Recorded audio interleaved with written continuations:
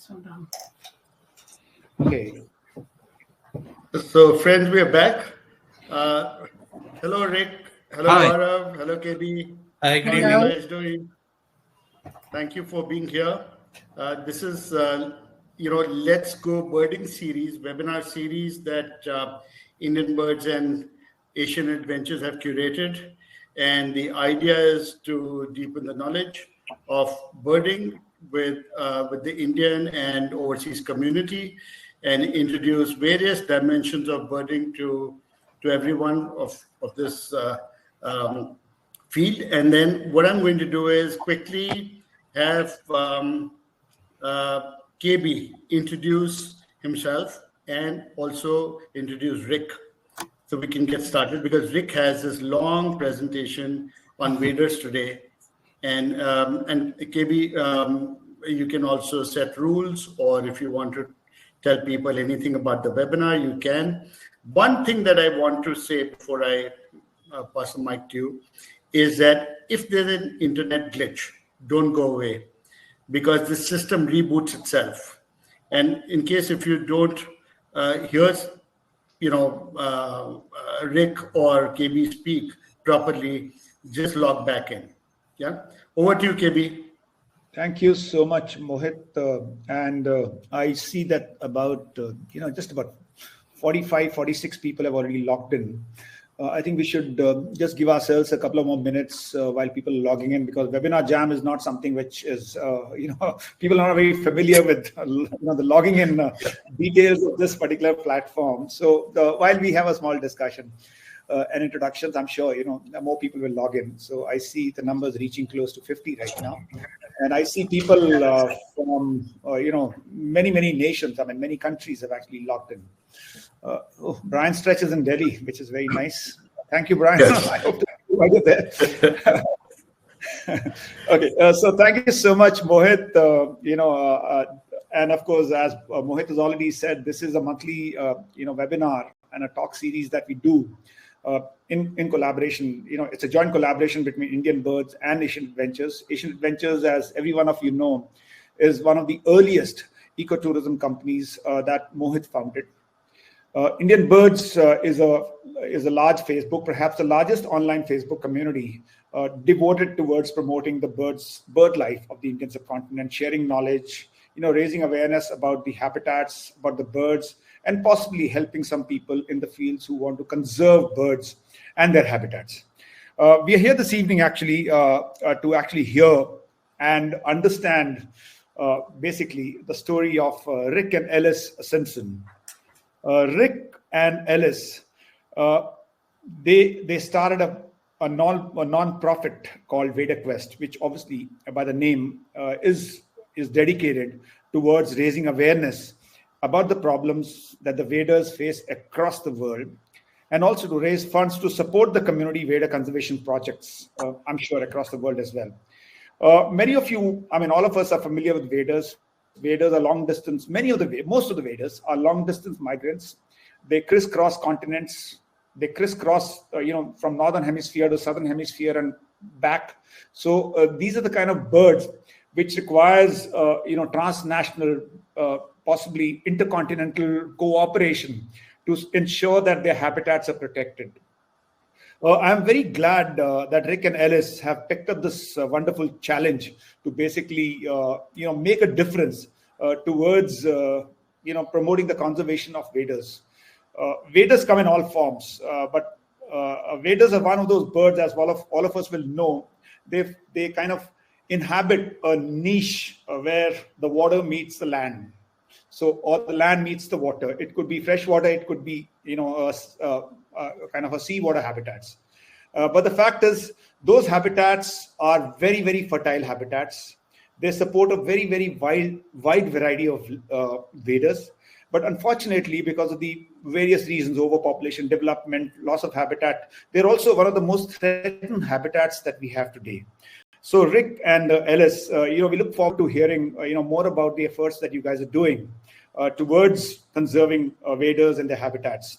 Of course, a small little introduction about Rick and Alice. They are a husband and wife team. Rick has been a lifelong birder like many of us over here. He's a writer, artist, and has worked as a bird guide in UK, Spain, and Brazil.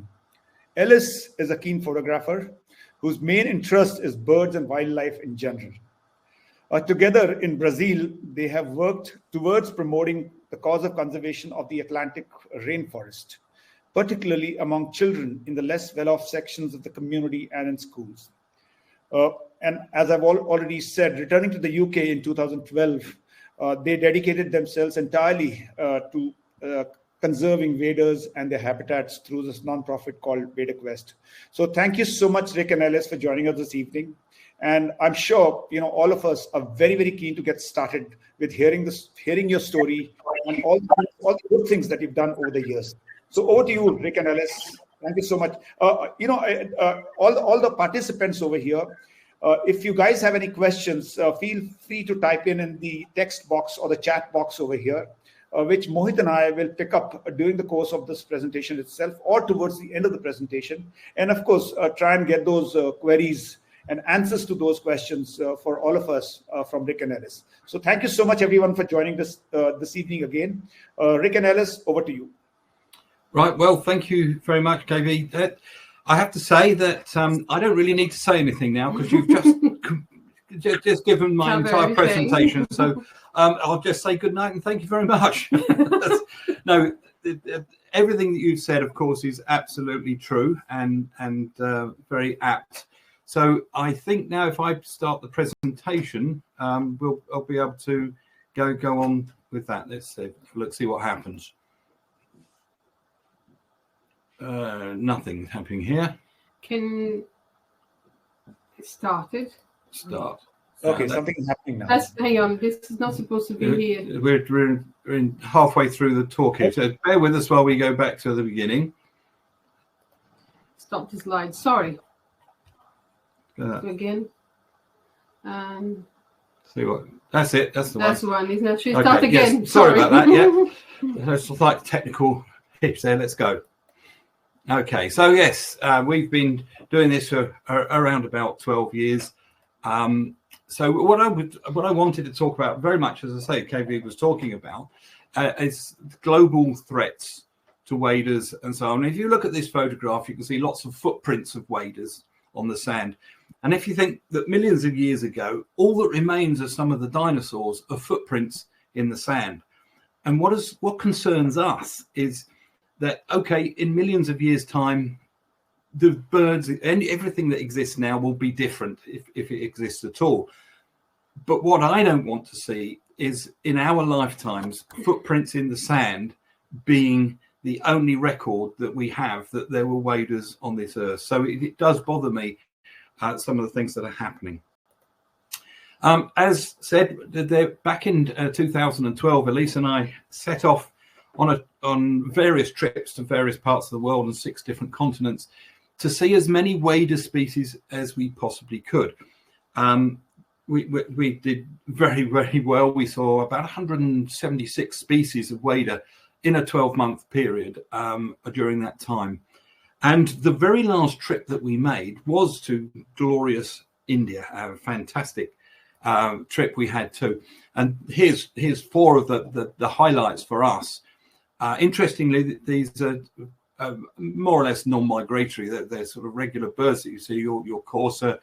And you'll see, I was delighted there were 2 lapwings in there because lapwings are my favourite group of birds. The northern lapwing, our northern lapwing being perhaps my favourite bird in the world because it was the bird that got me into bird watching in the first place. So the river lapwing and the yellow wattled lapwing, fantastic birds. And our very last species on our list for for the quest was the ibisbill, which we saw up there in the north in the foothills of the Himalayas. And wow, what a place! Wonderful. It was an emotional time actually because of the place where we were, and it was just fantastic. And we grew to, over the period of that and a trip we did earlier, we've grown to love India and Indian birds. So it's a shame that we can't get there more often. But there was a more serious side to this. It wasn't just that we wanted to go and see as many waders as possible. fantastic as that was, we wanted to make it work, make it useful, make it have a purpose. And this, the spoon-billed sandpiper, was the primary purpose for what we did. Because as we traveled, we wrote about things, we had a blog, etc., etc. And what we'd hoped was that people would see what we were doing. We had a Just Giving site, which is for donations. And the idea was that people would buy into the idea of what we're doing and send money. Now, that money wasn't used by us in order to travel. It was sort of saved up, if you like. And at the end of it, we then gave it to the Wildfowl and Wetlands Trust as part of the spoon-billed sandpiper captive breeding program to help fund that. We'll talk more about that in a little bit. But there was also another thing. It was to find, we'd read about, we'd heard about, we knew about some of the problems that waders faced around the world. So we thought it would be really useful for us if we were going to be able to talk with any sort of authority on this, to go and experience, to find out how these things are happening, what's happening. Like this very unfortunate American oyster catcher on a beach in Brazil. You can see that that is not a bird that's going to be relaxing. It's not a bird that's going to be finding food easily. There are dogs, there are people. Its habitat has been more or less taken over. So let's have a look at some of the threats. That I'm afraid this looks a bit difficult to see. In the middle, it says habitat loss, in case you can't read it. It hasn't come out very well on my screen here. So we have all these different threats. We've got climate change, predators, pollution, habitat loss, hunting, disturbance, and loss of food supply. And from the yellow arrows, you can see that none of them sort of stand alone. They all interact with or cause other problems. I'll give you an example how climate change can affect how predators can cause problems. If you go to if you think about North American tundra, where the waders breed in North American tundra, when they arrive, there's snow on the ground, it's still frozen. They will display, they will nest, they will lay their eggs. And then when their eggs hatch, it's at a time where the temperature reaches such a point where everything starts to melt and billions and billions and billions of flies and other insects emerge, so that when the eggs hatch, the young precocial birds are able to feed themselves and they have this glut of food to guarantee that they will grow big and strong quickly so that they can then fledge. With climate change, where we live here in England, we don't really notice much of a difference. 1 degree of average difference over a year. The weather feels to me the same as it did 60 years ago when I was a kid. So we don't really notice it. But at these margins, like the Arctic and Antarctic, it does make a difference. That 1 degree can make a difference between melting and not melting. So the line where the permafrost exists, or this line where the birds go above to breed, has moved. And so where they traditionally breed is now melting earlier. Now this can bring in more of different species, such as geese. Now the snow geese, when it comes, they like the wet areas. They like to slosh around in puddles. They eat the grass, so it has to be it can't be frozen. And so now they're moving into the places where traditionally only waders would be breeding. And this brings with it additional problems. Not only do these birds have big, flat, wide feet, which can tread on waders' eggs, these big aggregations of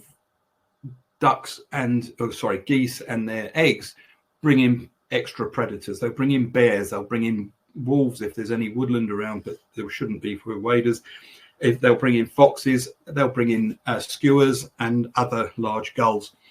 And so from what was quite a peaceful outlook on life, with a number of predators, but not that many, suddenly there will be many more predators, and the predators won't make a decision what they're going to eat. They'll eat whatever they find. So you can see how these interactions happen, how one thing can lead to another. And of course, climate change, you'll see, will go down to a loss of food supply, which is what I was saying about the emergence of all these flies.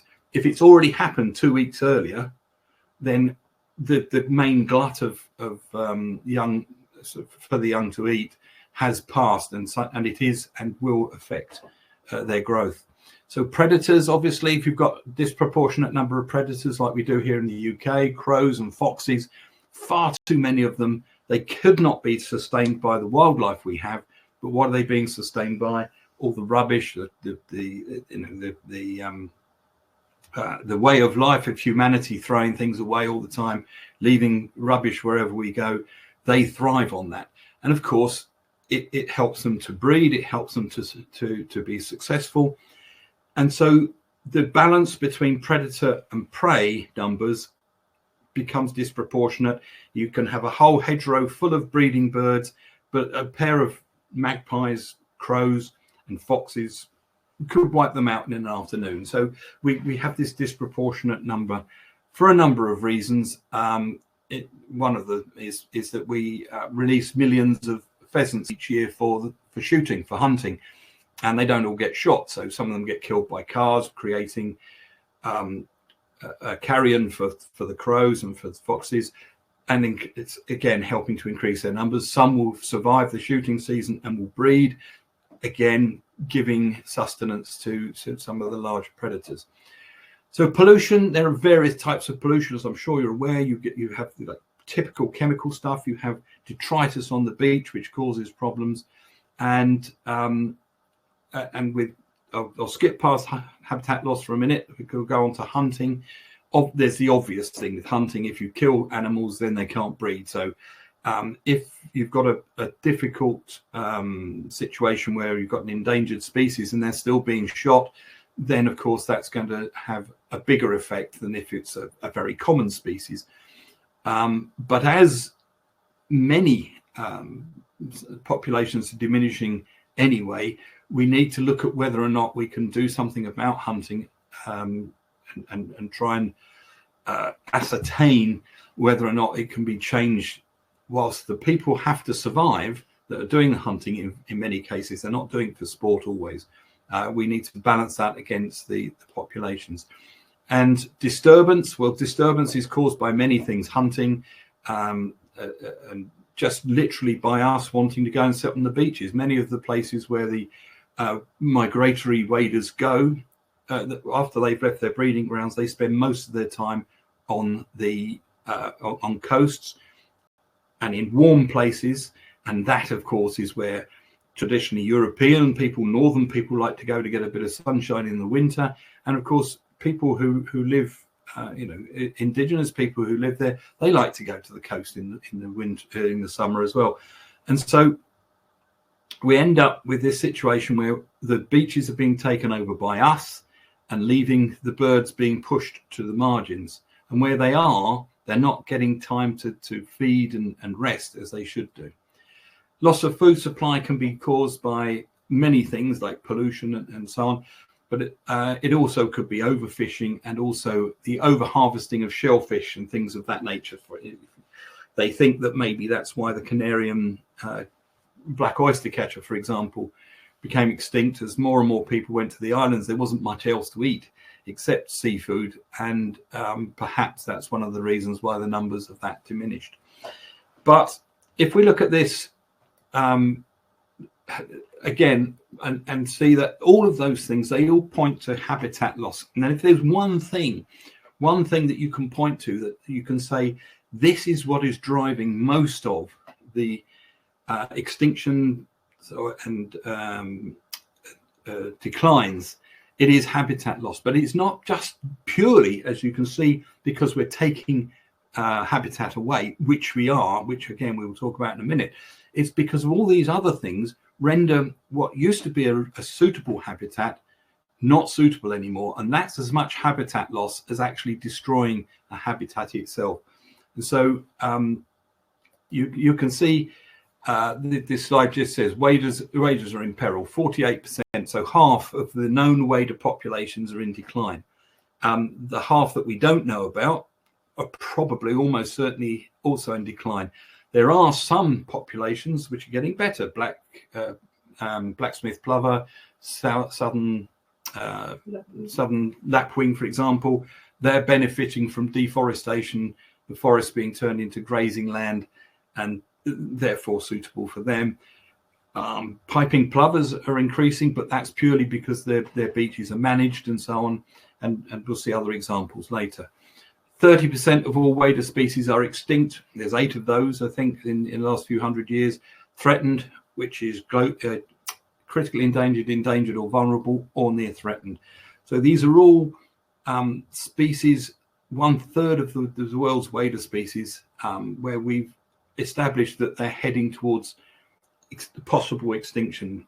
And bear in mind that apart from those few species I mentioned, this is an inexorable march towards extinct. They very rarely go back from near threatened to least concern, or that doesn't happen often. Usually if there's a change in category, it'll be for the worse. And so things are not getting much better. However, that sort of sums up the tragedy of what's happening.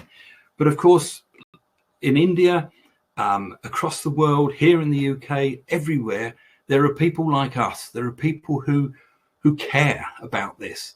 And there has been a lot of work done to see what can be done to stop it. And some of it successful, some of it not quite so successful. So one of the things that we've known about for many, many, many years, we've always known that you have to protect breeding grounds. So if we know there's a particular place where a lot of certain species will breed, we know we've got to protect it, because if they don't breed, and this is crucial, if you don't breed, you don't survive as a species. So breeding is essential. So we knew that. We also know that going down to where migratory birds go, their wintering grounds, we see them in huge aggregations, congregations, and we know that means that there's something there that they like, and therefore we have to protect it, because otherwise they wouldn't be there. But what we've been quite slow at is really realizing that between those two, and let's take, for example, Pacific America's flyway, between here, where many of the waders will breed, and here, where many of them will winter, there's a vast amount of land, or coast, I should say, that they will use in order to get here. And what we've been slow at doing is protecting that. And we know that this causes problems. And again, I'll mention this again later. But the difficulty is, when you have a huge piece of coast like that, where do you protect? You can't protect everywhere. So you need to identify where the birds are, why the birds are there, and then work to protect those places for those reasons. So what are we protecting these flyways from? Well, development, quite clearly. I mean, there's not much room for oyster catchers on that beach, as you can see. And I dare say that across India's coastline, you will recognize sites like this, where the birds have got no chance. They're just, if this was a place where they previously used to stop and rest and feed, then they will not be doing it anymore. And we can see that that's a problem. So we need to find these places and prevent development. If we can identify a particular place as being crucial for migratory birds, then we can, somebody comes along and says we want to develop it, we can fight that, and that gives us a chance. Here's an example. These beautiful birds, which many of you will be familiar with, I'm sure. The crab plover. This photograph was taken in the United Arab Emirates, and you can see it's a beautiful shallow lagoon, absolutely ideal for them to feed and loaf and be protected, and all lovely, except that when we were there, and again, this is part of what we were traveling to find out, when we were there, we discovered that this lagoon is going to be dredged. It's going to be turned into a marina for ocean-going yachts for people visiting Dubai. And so you can see that certain developments like this one, which is probably the best, if not the only place in the UAE where these birds winter, you take that away, these birds are in trouble. And there's not that many of them, to be perfectly honest with you.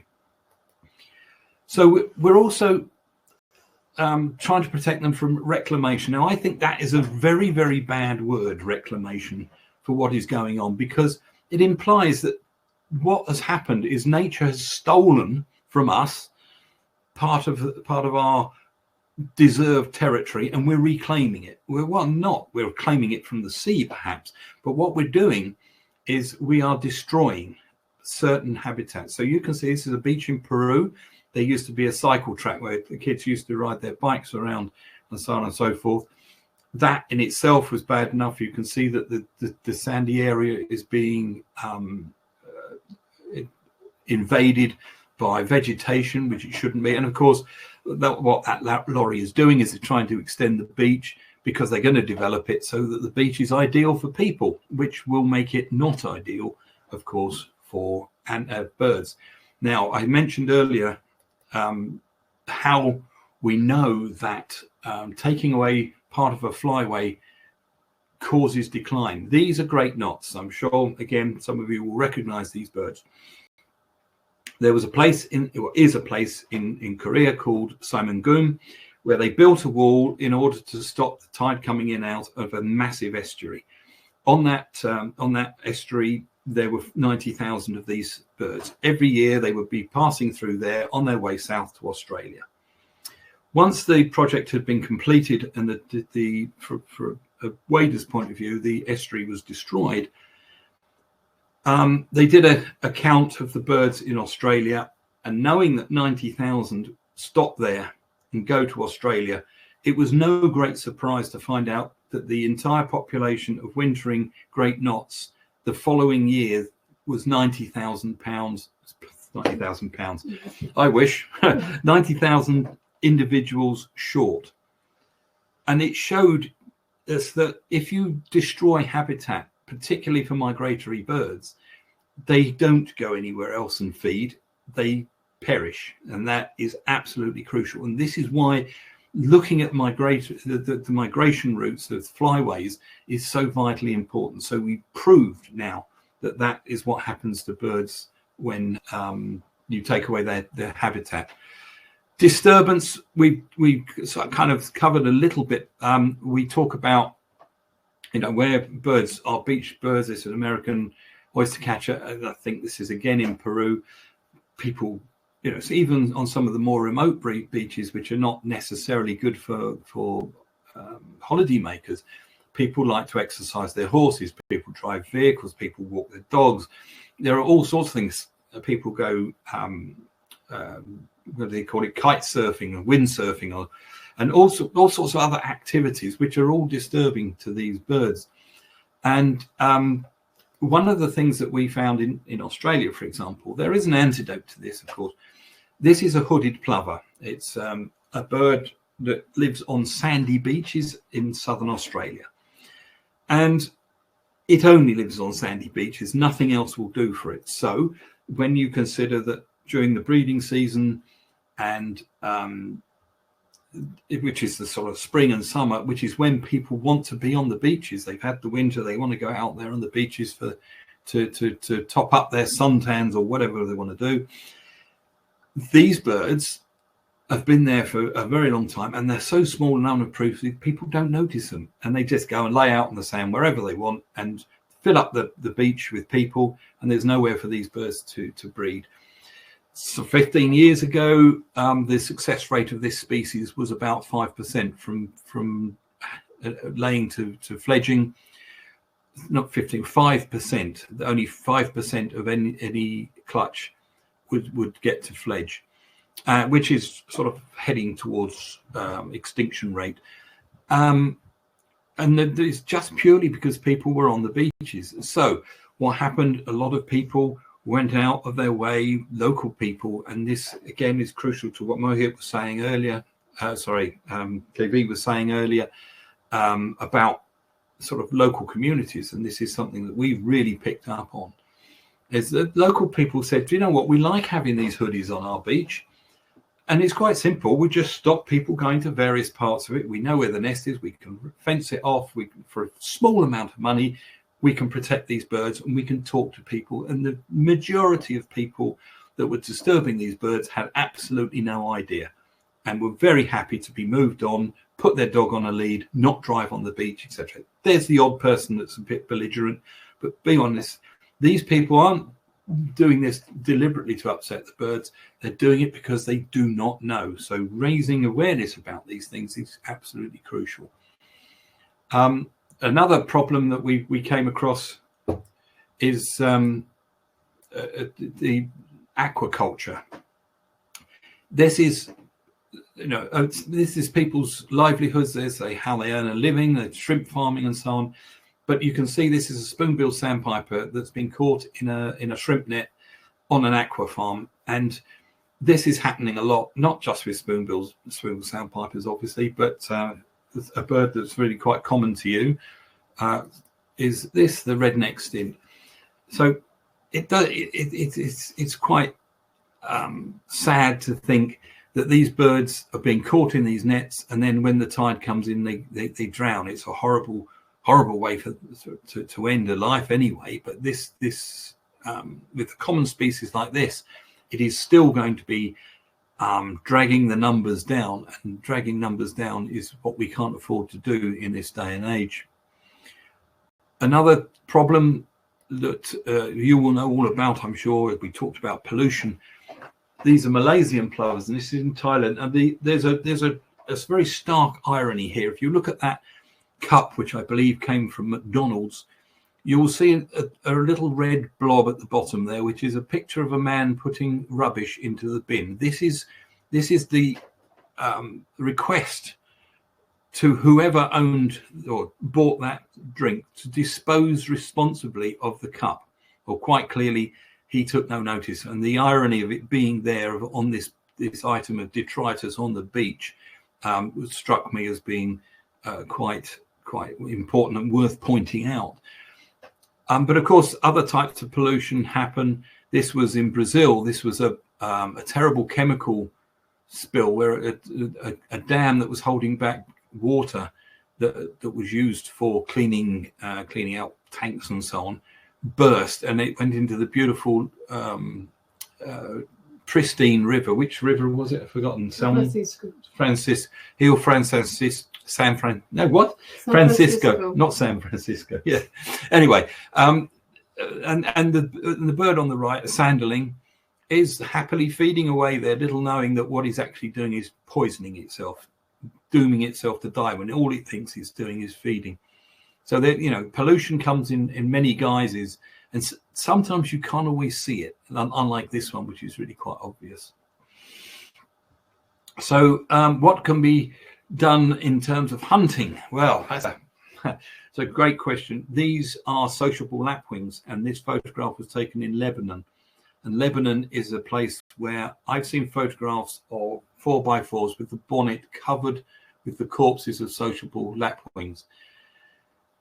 If you have sociable lapwings which are critically endangered and you take out very, very large numbers of them, then of course, this is something that is not sustainable.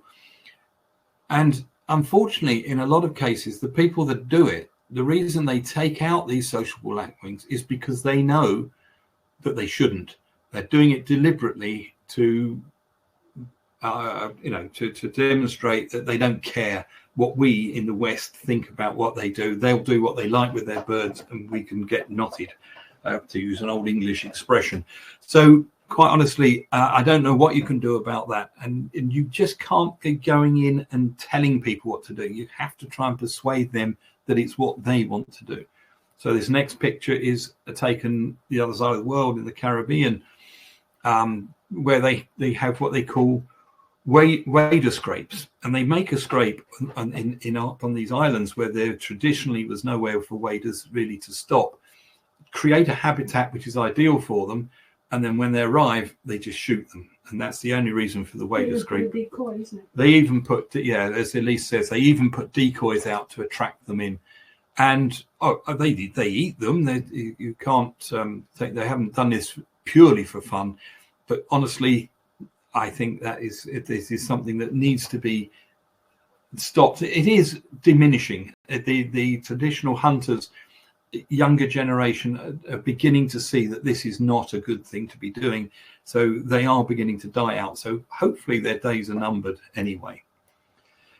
Drainage of wetlands here in the UK. There used to be a huge part of the UK was just one big wetland called the Fens, and over progressive centuries it got drained.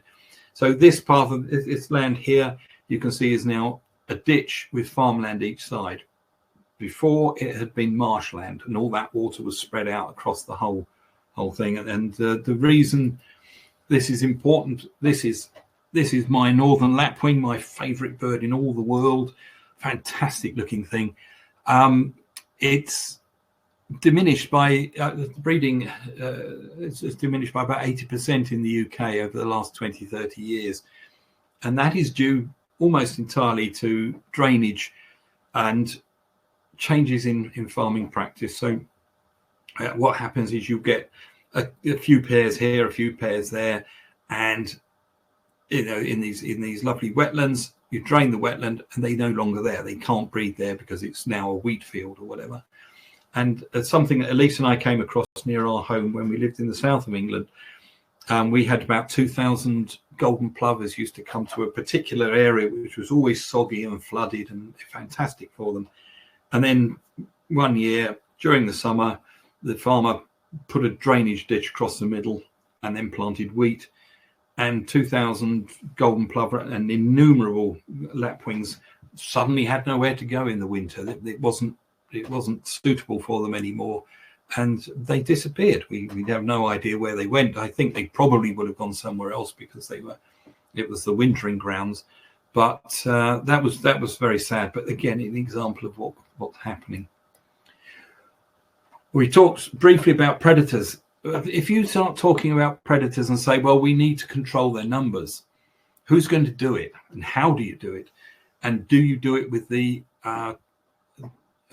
support of people? Because people like foxes. People think crows have a right to live. Feral cats, oh, you can't go around killing cats. There's a lot of people who are against that sort of thing. But then you've got to really ask yourself, do I want a healthy population of foxes and crows? Or do I want a population of foxes and crows which is in balance with the rest of the environment, with the waders and time? If that's what you want, then something has to be done. Personally, I would find it very difficult to kill anything. But as an issue, I kind of look at it and say, well, if that has to be done, it has to be done. And maybe there's ways of preventing animals from breeding rather than killing them. I don't know, but it's certainly something we have to look at. This is a difficult one. Climate change. Well, climates are always changing. It's just the speed at which it's changing that seems to be the issue here. How do we deal with it? Well, places like the UK, we've got a lot of things that are happening. People being forced to buy cars which are new and change the way they heat their homes and so on. It's not economically very, very easy for the UK, but we've reduced our emissions. But the UK is tiny. It's a big world, and there are other polluters out there who are, China, for example, will be putting new coal-fired power stations online on a regular basis and not doing anything very much to mitigate it. And so what we've done isn't going to make a jot of difference. It needs to be global, and I don't really have an answer. I don't think anyone has an answer to how that's going to happen. We need to continue the research that we're doing on the flyways. We need to be finding out exactly where these birds are, and this is why we put tags on birds, so we can not just see them if we happen to come across them. Being able to follow them on migration is vitally important. A lot of people don't like tags on birds, but let's face it, if we didn't satellite tag birds, we wouldn't know where it is they're stopping very often. If we can identify these places, identify why they're stopping there, we can protect them, we can enhance them even, and make them even better. And we have to do that if we're going to stop the declines of species. There are additional measures we can make. Captive breeding, critically endangered species like spoonbill sandpiper we talked about earlier. That particular project didn't go well. It hasn't worked. We haven't been able to create a a captive breeding population of them. But on the other hand, this next species, the black stilt, for example, that has worked very well. There are many of these bred in captivity each year released into the wild. The attrition rate of those birds is still quite high. But from a low of some 23 individuals, that this bird now has getting on for 200 individuals in the wild. So it is a slow process, but it is working. But you cannot do this forever. The idea is that you have to try and create a thriving population, and a thriving population that is sustainable by itself, because it is quite expensive to do these things. An alternative to actually having them in captivity is head starting programs. And that's worked very well for the spoon-billed sandpipers. And we've used it here for black-tailed godwit and also the Eurasian curlew. Head starting programs work very well. If you what you do is you take the first eggs, a clutch of eggs, and you incubate them in captivity. You let the birds grow strong and able to fly, and then you release them. And with spoon-billed sandpipers, we know those birds have come back and bred. With the wild birds, they will lay a second clutch, and very often they will hatch one or two of them, and one or two of them may well survive. But the point is that in the wild, less than one egg per clutch of spoon-billed sandpipers survives to fledging. On average, nearly 4 will survive through captive head starting. There was one occasion where they took all 4 eggs, they all fledged in captivity, but the bird also, against all odds, managed to fledge all 4 of its chicks in the wild as well. So 8 chicks fledged from that nest that year, and that is pretty good going. Unfortunately, this is all rather rare. Education, I think that sounds rather patronizing, actually. You say, oh, I'm going to educate you. Giving information to people. This is me talking to a group of student ecologists in Brazil. Giving information to people is vital. And we particularly feel, again, as was mentioned, that if you can engage local people to take ownership of the birds, say, well, these are our birds. We will, if we can just protect one nest, one beach, that is a step in the right direction. And cumulatively, if you do this a lot, where big organizations can't step in, they can't do anything about that. They have to have a wider sort of approach to things. If on a local basis we can get people looking after their birds, as they did in Australia, as they have done in America, as they do here, and I'm sure there are places all over India where the same thing happens, where people say, hey, come off, get away from this beach, this is for the birds. Then that is a fantastic thing to do. And one of the ways of doing it is to create things like these wader festivals that we create here in the UK, which unfortunately don't happen since the pandemic. But it was a great way of drawing people in, and people say, what's all this about? So you see these birds, they're here, they're your birds, and aren't they wonderful? And wouldn't you hate it if they disappeared? So raising awareness about all this is absolutely crucial. And also, in addition to just raising awareness, you need to catch people young. Information dissemination in schools and communities is absolutely vital. Of all those little chaps and chapesses there, if 1, 2 or 3 of them are taken by what I've shown them, if they think this is fantastic, I love these, we need to protect them, and they grow into ecologists. If I can get 2 ecologists to replace me or conservationists, then I've done okay. And that's what we want to do. We want to get people who are younger coming in and not being told what to do, but working out for themselves exactly what is needed. So although KB mentioned what it is WaderQuest does, I'm going to give you now, finish off with it, just a quick idea of what WaderQuest is about and how we operate, how we function, and why we believe that our model is actually quite a good model to follow. So what is our role? Basically, we have 2 aims. The first of those is to raise awareness. As I've banged on about already, you have to get people to know about the challenges waders face in the modern world, because if they don't know about them, they won't care about them. They won't do anything about it. And of course, as a charity, we depend on raising funds. So we raise funds to support wader conservation initiatives worldwide, especially those involving locally led community projects, as it says here.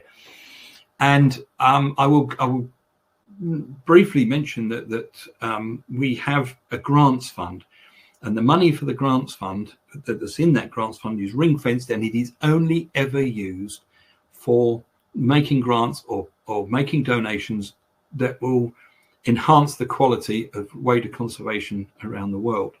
So bear that in mind from what I'm going to talk about in a minute. So how can I get involved? Well, you'd think, well, they're a UK-based organisation. We're here in India. There's not much we can do. However, we're all on the internet these days, and if you use any of these platforms, and I appreciate that the Twitter is now called X, but if you're on any of these platforms and you find WaderQuest or you look for it, share what we share with the output we do, and people who you know that we don't will see this, and perhaps they'll be taken by it. They'll share it with people further down the line, and it is a way that you can really help us by being involved in our awareness raising. It really is really important to us that people get to know who we are, because without that, we're obviously going to be less effective. And another thing, this is a really nice way for you to get involved, and I'm going to see if I can persuade the Indian birds people to join us this year in good numbers. We do every year a Wader Conservation World Watch, and this year it's on the November the 2nd and the 3rd. And basically what we do, we ask people all over the world to go out, see birds, tell us what you've seen, where you've seen it, etc., etc. If we go to the next slide, it's all here. It's a simple to take part, no registration, no counting, unless you already count. If you count, we're always interested to know your numbers. Go and see waders or shorebirds. Tell us what you saw, where, and with whom. It's important to say with whom, because we collate all the information. We don't just have a list of all the birds seen around the world on that weekend by our participants. We also list all the participants in a roll of honour. Every single person that takes part, their name will be on that roll of honour, unless we make a mistake. Of course, you can send us photos and stories and so on about your days and so on, and we put it all in this newsletter, and it's just a lot of good fun. And of course, it's a crucial way of getting people to hear about us, because if you go out and do it, someone will say, well, why are you doing this? Well, I'm joining this thing called Wader Conservation World Watch. It's for WaderQuest. They're doing this to raise awareness about waders, etc., etc. And so again, by just going out and, well, we say stand up to show you care about waders. Just by going out and enjoying going birding, you are still helping us and the waders to achieve our goals. I should also have mentioned that, if you can go back, I should also mention the best and easiest way to do it. If you're on eBird, and many of you are, I'm sure, just share your lists with WaderQuest team. Just make sure all the people who took part, their names are on that list. That's all. That's the easiest way to do it, but you can email us if you're not a member of that. So here's what we think. We believe that the greater the number of people that can be made aware of the plight of waders, the more people there will be that care. And the greater the number of people that care, the more chance we have of changing things. So caring is the first step to conservation. If you don't care, nothing's ever going to happen. But if you can get people to care, they're on that first rung, and they will, perhaps some of them, go on and become fully fledged conservationists. You never know. The other side of our thing is, of course, we raise money. And here in England, when I give these talks, people often come up afterwards and they'll give me a £10 note, for example. So here's a £10 note. And I know what they're thinking. They're thinking, I wonder how much of this is going to go to the waders. Well, I can tell you that WaderQuest is entirely voluntary. So Elise, myself, all the people that help us, nobody gets paid anything. All the money that WaderQuest makes, it stays with WaderQuest. We don't even pay ourselves expenses. If we go on to an event, we have to pay our own travel there, overnight accommodation, etc., etc. So, all the money that comes to WaderQuest stays with WaderQuest. So how do we raise funds? Well, one of the ways of doing this is through subscriptions, and you can become a friend of WaderQuest. Now, you can do this online, so it is possible from India. The thing to know about that, though, whether you join or not, every single penny, 100% of all of that money that comes in through subscriptions goes into the grants fund and is used for waded conservation. Nothing else, just that.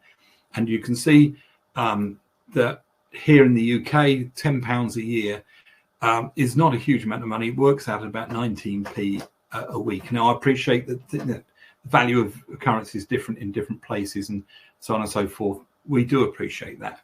But anything we do get through subscription all goes to waded conservation.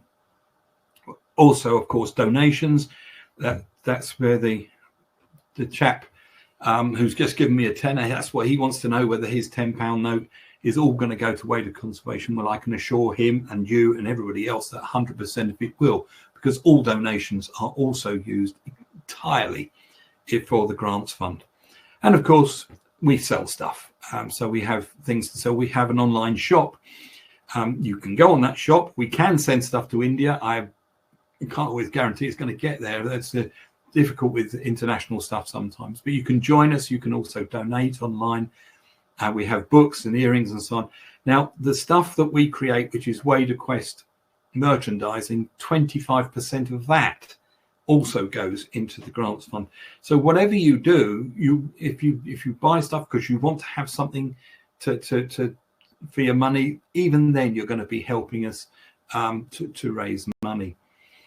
So that's basically WaderQuest, and that's basically how we feel about waders in the world and what we need to do about them. So WaderQuest is the natural home for wader lovers. We're passionate about our waders. If you are too, then by all means, come and join us. And so thank you to Asian Adventures, Mohit and the crew for giving us this opportunity to talk to you. And I hope you found it of interest. So I'm going to stop the slide presentation now. Thank you very much indeed.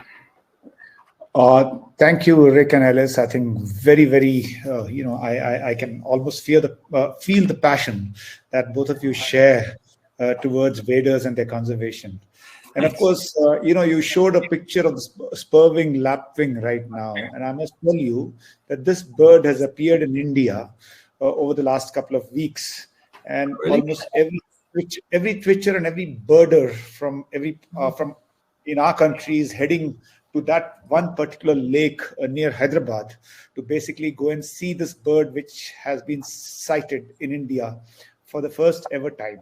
Oh, that's fantastic! I'm going to make a note of that because I'm going to put that in the newsletter that I'm putting together. Oh, I can see it. And I will send you some pictures of that particular bird. Would you?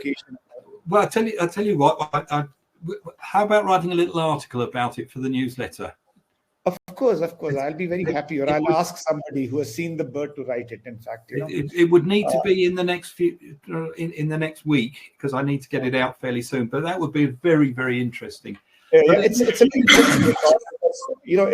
it's never been seen. Of course, the bird is found on the other side of the Arabian Sea, and suddenly the bird turns up on this side of the pond, and not really at the edge of the pond, but actually it ventures into the heart of the Deccan Peninsula. I know. But India is a huge place. I mean, it must be very difficult for national twitchers to get from one end to the other to see some of these birds. They're expensive as well as difficult, I'd imagine. I mean, the UK, we're tiny, so it's easy for us. But you'll be surprised by the number of twitchers that we have in India, and they leave no stone unturned to go and twitch a bird, wherever it has been sighted. So we have a very large growing community right now of twitchers as well. Okay, so that's something. One bit of trivia that I thought I'll share with you about the spurwing lapwing. Oh, brilliant! And the other thing I think you mentioned is the fact that about Indian Indian birdwatchers community partnering with WaderQuest, and of course, as the admin, as the founder of the Indian Birds community, and of course, Mohit is also part of my team, and we work together. that we will be very happy to join efforts with WaderQuest on any initiatives that you plan during the course of the year. From our side, we also I do conduct a couple of bird counts, more specifically around Delhi and around Delhi and the National Capital Region. But of course, I think it'll be we'd be very happy to partner with WaderQuest to basically further the initiative that you have already started, which is basically Vader Watch in the month of November.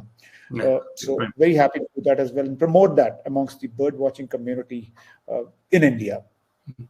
A couple of questions I will pick up. I think there's somebody who's asked why waders. Well, why not? Why not? It always started because you want to see the spoonbill sandpiper, wasn't it? Well, in terms of it really goes right back to when I very first saw a lapwing. When I was a tiny child, I saw a picture in a book, and I said I'd love to see one of those. And when I finally did see one, I was completely captured by the way they all ran around and the noises they made and so on.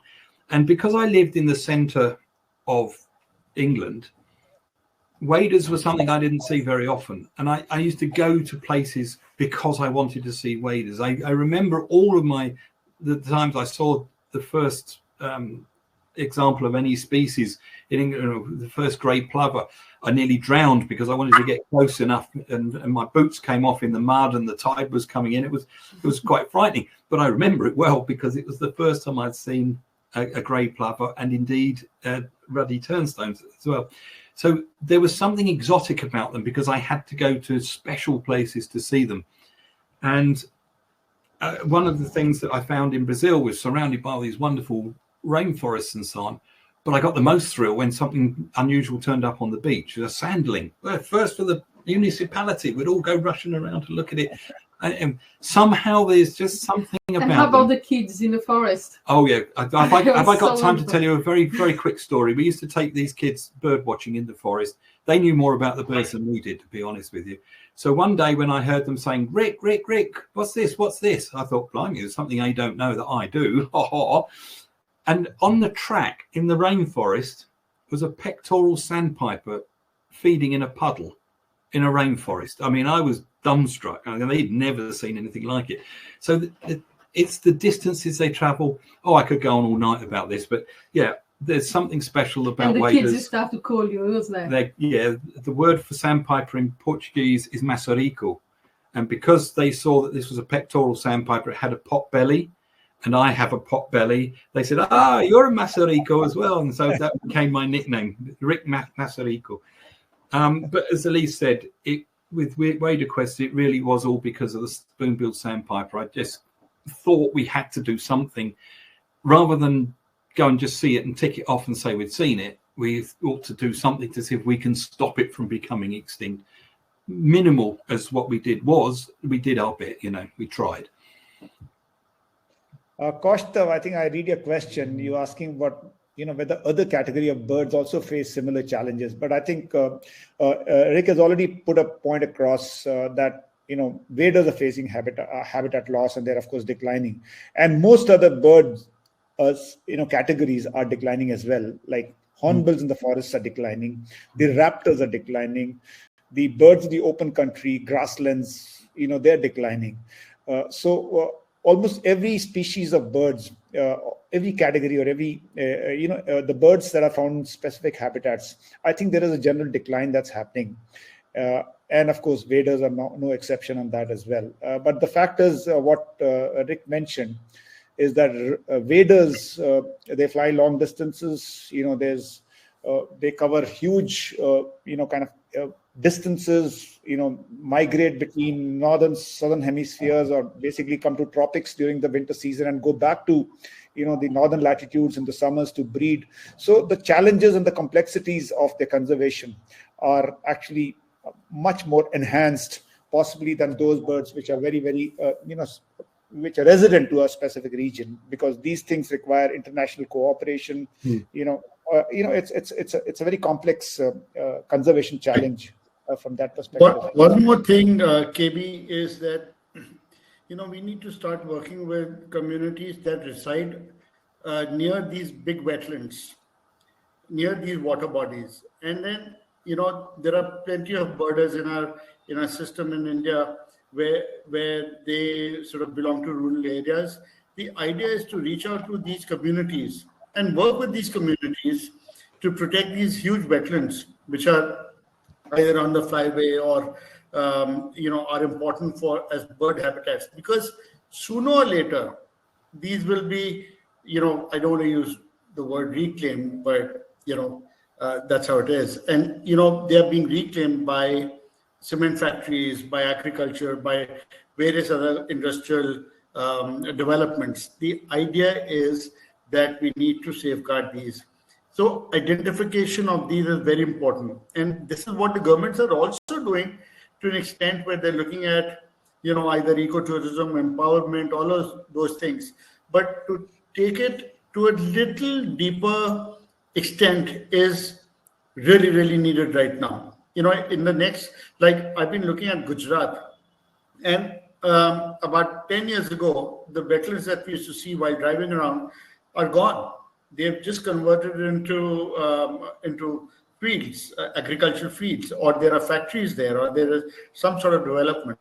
So the fast losing, the way we're losing these wetlands, we need to reach out to these local communities and have a system. If we can do that through Indian Birds, and we can get Rick and his entire ecosystem to talk more about the technical side of it, and prepare a plan, Absolutely, Mohit. I think what I'm inspired by is actually, how Rick and Ellis have actually, started making efforts. So even if it's a small contribution in the challenges, which is very huge, I think the fact that, you guys have taken up that challenge to do something about it, I think that speaks a lot about the passion and the love that you have for these category of birds.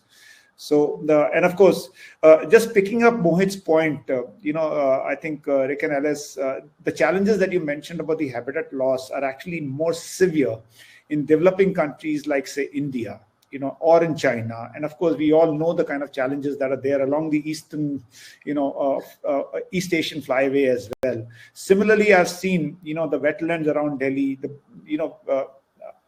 they're either getting drained to basically, have some kind of a development project, or being converted into farmlands, or being built upon. So I think these challenges are very, very severe in developing country like ours, compared to possibly, the Western countries in the Europe or in the US or maybe in the UK, because the kind of awareness that you guys have is much more.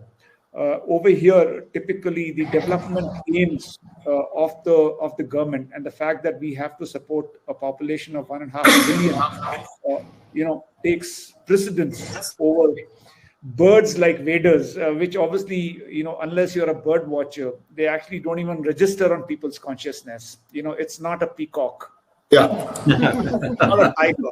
Okay. That tiny little, sandpipers and stints, which a person who's not a bird watcher will perhaps never notice them. So I think creating this kind of an awareness through initiatives like WaderQuest, I think will go a long way, at least in kind of pushing that, the big kind of a thing that we have towards creating some kind of an awareness towards preserving these, very, very important habitats, which obviously, is the primary reason for the decline as well.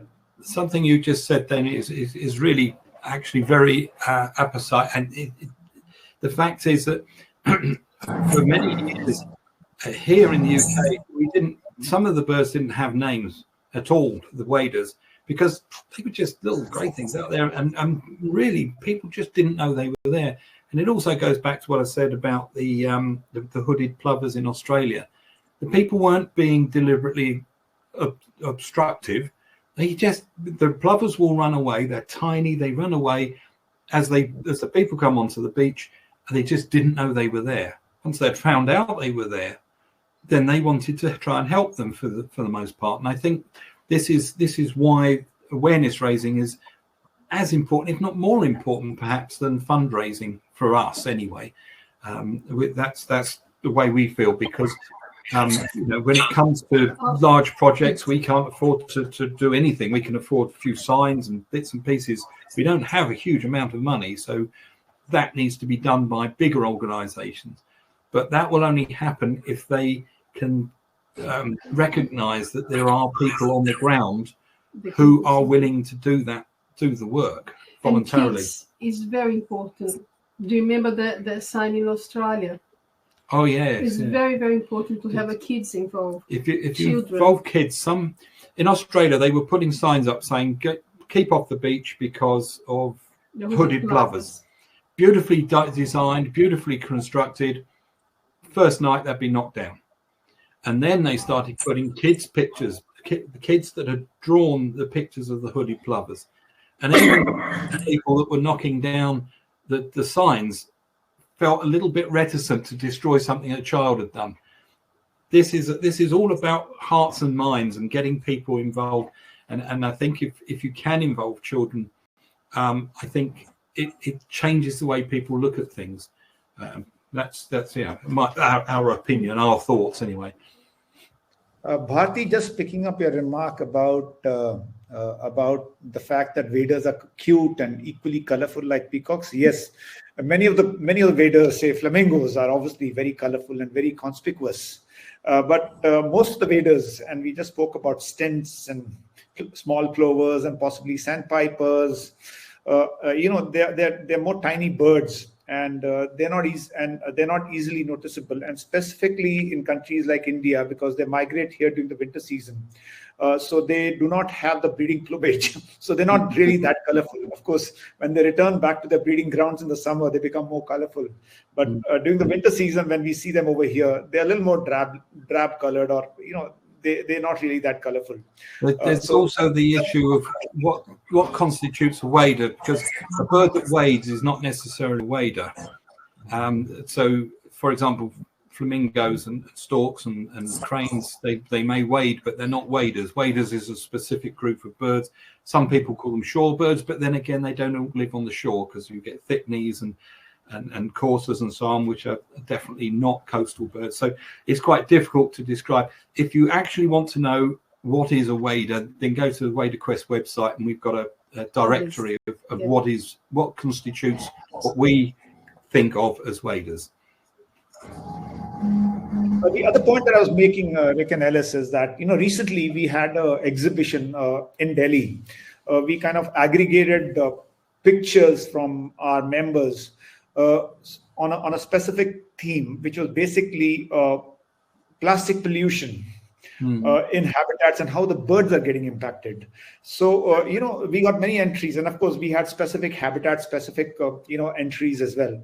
So we saw that say freshwater habitats, of course waders come over there, or marshes along the seaboard, oceanic islands, which again had a lot of plastic pollution reaching all the way till there. It was kind of a well-attended exhibition that we had for almost 2 weeks. But the fact is, the adverse impact of pollution itself, which is human-induced kind of a pollution, is also creating a lot of impact on the habitats. You did mention, one specific. You showed a specific slide over there. I think a sandalling. In a very dirty habitat, polluted habitat. But I think things like plastics are also creating a havoc with some of these, with some of these habitats. At least was pointing out, we have a photograph. It's not ours, so we can't really use it on where we don't know who's watching. Of the top from a McDonald's drink, they're sort of opaque plastic, and this oyster catcher had thought it was a jellyfish or something and poked its beak at it. It got stuck on its beak, and then it died because it couldn't feed anymore. So they're having a direct impact. It's not just the fact that it looks horrible. They're actually killing birds, because they're trying to. Fishing line can take the legs off. Cord and fishing lines. There's all sorts of horrible things out there. So. Okay, I think Kuldeep, you have you've said that you've created a pond for rainwater harvesting. But specifically, I think for creating, if you have land and you want to kind of create some habitat for the waders, it'll require a bit of a thinking, because waders, as we know, are the birds that wade, and these are tiny birds, not really large birds, which means that the edges will have to be of mud with very, very shallow waters, deep ponds, or very ponds which have which are deep, or possibly have kind of enclosures, may not be the most suitable habitat for the waders. So specifically for the waders, and Rick, in case you want to add something around that, like how do people make the land that they have perhaps a little more wader friendly? I mean, also the food. What are the kind of feed that they're going to have? Crustaceans, and then small insects and small, the tidal fauna which is there on the beach sides, and what is it that they're going to come there for, and how that habitat is going to grow into a fantastic ecosystem for them to get food from. So these are the questions which have to be answered. So it's good to sort of conserve what we've got as village ponds, as village lakes, water bodies, and then the irrigation areas, canals. So how can we work with the communities and the local governments to conserve larger areas? And no harm doing your village, small ponds in your backyard, and there's no, maybe 10 houses can get together and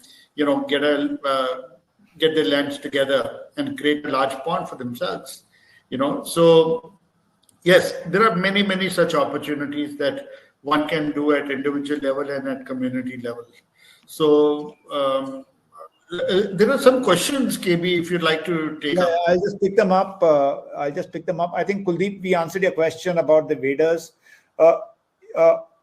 Rick, I think I just want to add over here that, India, specifically the northern Gangetic plains and the northern plains of India, which is basically a flat land, and there are low-lying areas which serve a very good habitat for the waders, specifically on their migrations, both the autumn and the spring migrations.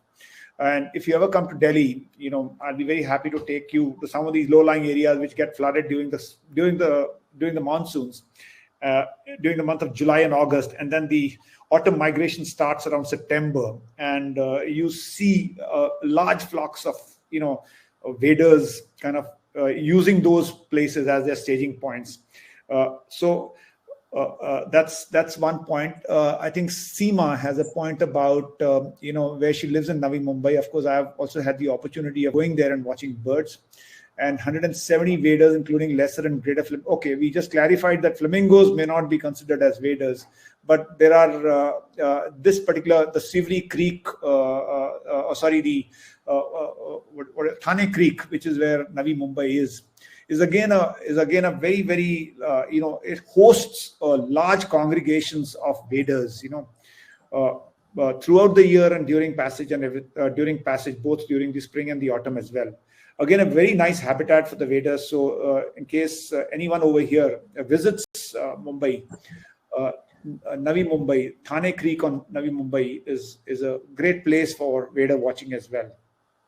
Specifically during the high tide, when the waders, come, they become a very dense flock and come closer to the shore, basically, and then you're able to see them flying together in very, very large numbers, possibly millions of them sometimes together.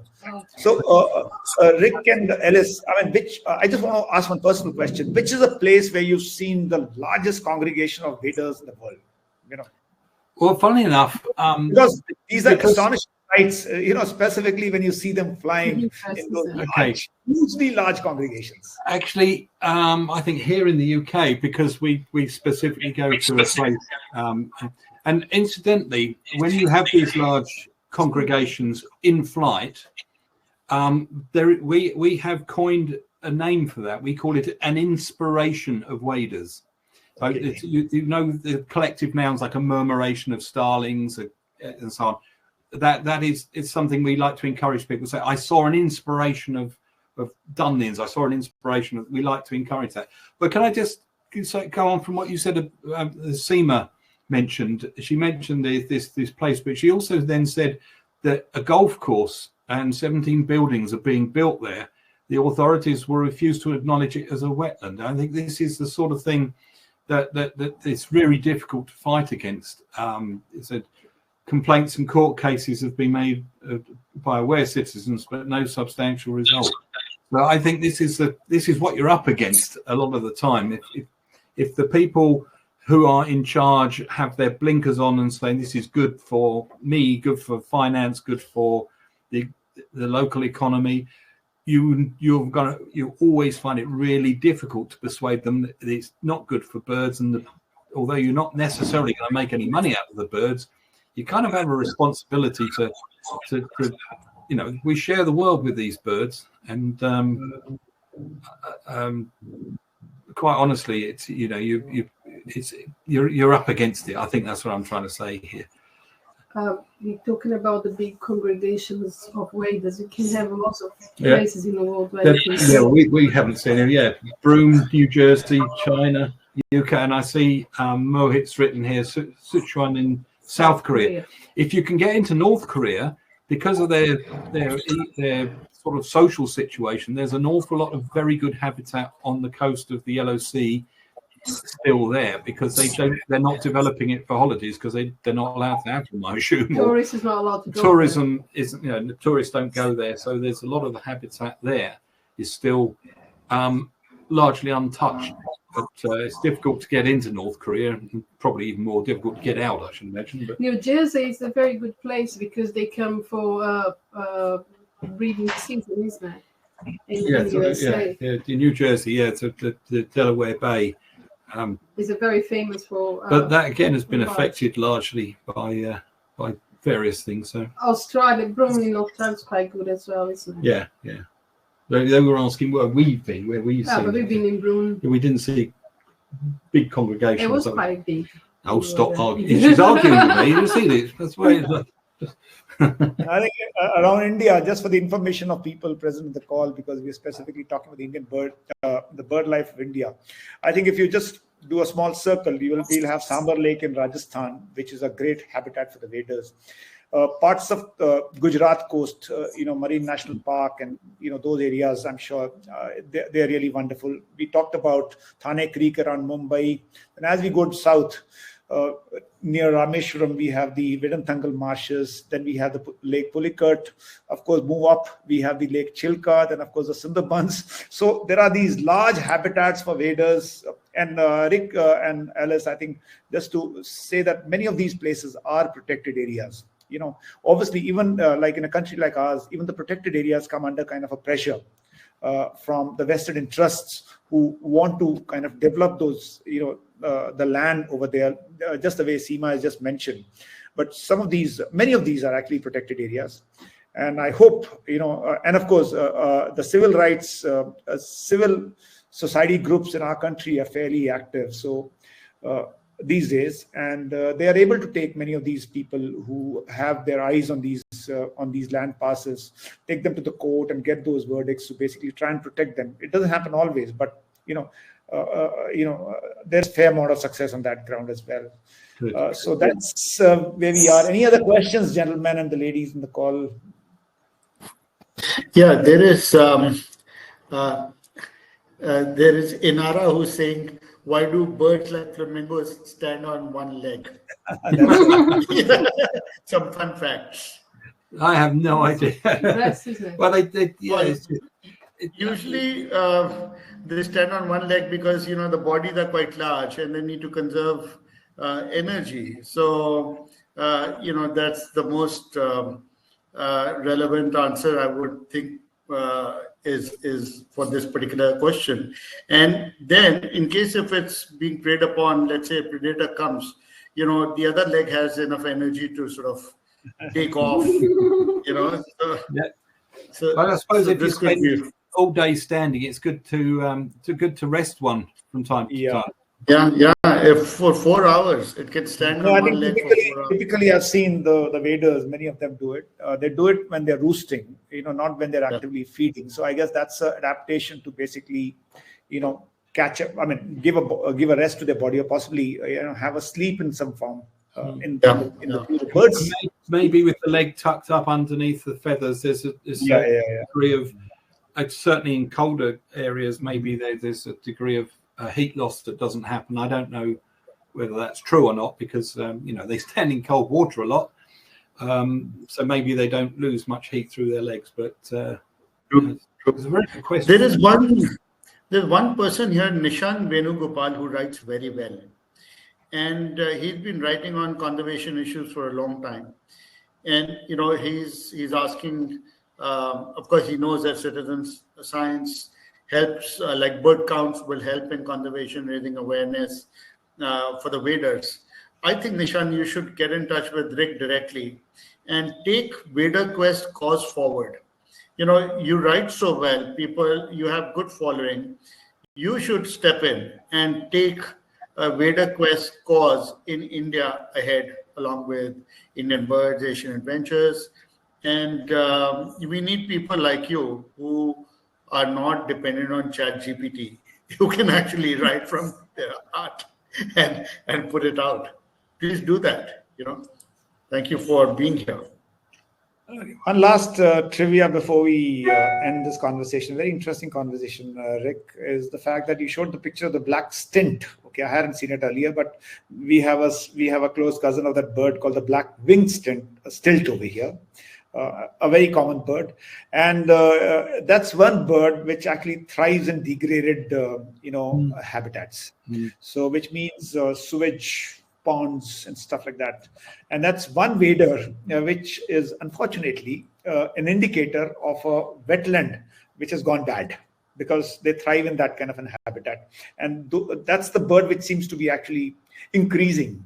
You will find that black-winged stilt right in the middle of the city if there is some sewage pond over there, so or sewage spillover over there. So I just wanted to share that bit of a trivia from our country. No, that's very, very true, actually. Yeah. We see in the Gambia we went to a sewage pond, and the predominant species was the black-winged stilt. There were a couple of funny enough spur-winged lapwings, but not much else. So you're right, these degraded habitats are very popular with that species. So that's a very interesting point, that it's an indicator of things going wrong, perhaps. And black-winged. Gaurav, you want to talk quickly something about Big One? Because Big One is another place that Gaurav has been working in Pune. So Big One is a wetland. It's actually the backwaters of the Ujjaini Dam. It's about 100 kilometers or so from Pune, where I'm based. And it's mainly known for flamingos, but it also gets a large score of migratory waders as well. Like KB sir just said, black-winged stilts seem to be increasing there a lot. Luckily, what seems to be happening is, since it's flamingos and, they're such a charismatic bird, we've had a lot of bird watchers and, people generally coming to see. So there's a lot of local community tourism that's been happening. So a lot of the local fishermen or people who've been making money from illegal sand mining, they've found that, getting a boat and training a few people as bird guides has been a better source of income. Good. There's a lot of local community tourism that has come up in the last 10 years or so. And having a flagship species like a flamingo, for example, when we were in Chile, we went to a place looking for salt pan waders, specifically Andean everset and Puna plover, for example. And they were benefiting from the fact that the tourist people were maintaining these areas specifically for the flamingos. So thousands of people would come up from the cities to see the flamingos, would completely ignore all the beds, sandpipers, and Wilson's phalaropes and all the other stuff that's there.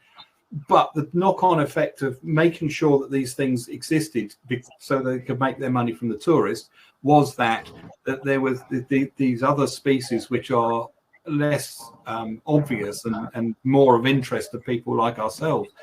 So having a flagship species like the flamingo is often very, very beneficial to other species which are less obtrusive. So I think it's the wetland and bird equivalent of having tigers in a forest. Yes, yes. Where Yes, tourism exactly. benefits all the other animals. Yeah. So wonderful. Rupali, your question, I see that about. Mohit, I'll just pick up one question from Rupali. Go ahead. She's asking for any suggestions about how do we reach out to authorities for stopping the development of the wetland areas. Of course, that's. So I think Rupali, we guys are, we are like citizens who have their eyes and ears open about things that are happening.